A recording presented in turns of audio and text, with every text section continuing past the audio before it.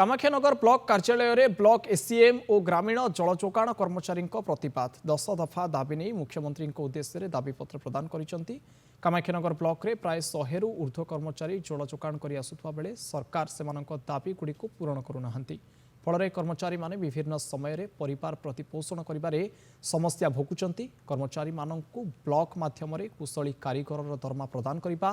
कार्य करुवा समय दुर्घटना जनित मृत्यु हेले 20 लाख टंका अनुकंपा प्रदान करिबा, उपयुक्त ड्रेस कोड और सरंजाम प्रदान करिबा, प्रत्येक मासर प्रथम सप्ताह दरमा प्रदान और पंचायत एक्शन प्लान उच्छेद करने भली दाबी नहीं कर्मचारी माने दाबीपत्र प्रदान करिसंती। दीर्घ वर्ष धरी गाँ गुड़िक जल जोगाण क्षेत्र में प्रमुख भूमिका ग्रहण करुवा एही कर्मचारी मानक दाबी को तुरंत सरकार पूरण करने नहीं दाबीपत्र प्रदान करा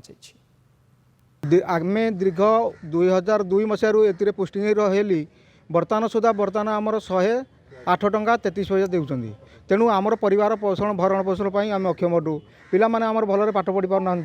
बर्तमान जिते असुविधा होची आमे बहुत मेडिकल पिला आमर असुविधा होची। तेणु पिलांगर किछि जेहेतु सरकार तरफ किछि हमको 108 टंका 33 पैसा दउछंदी परिवार चलिबार असुविधा होची। तेणु आमे सरकार को दाबी करजु आमको स्वतंत्र जल जोगाण कर्मचारी मान्यता दिया जाऊ, आमको सर्वनिम्न मजूरी कुशली श्रमिक मजूरी प्रदान करा जाऊ।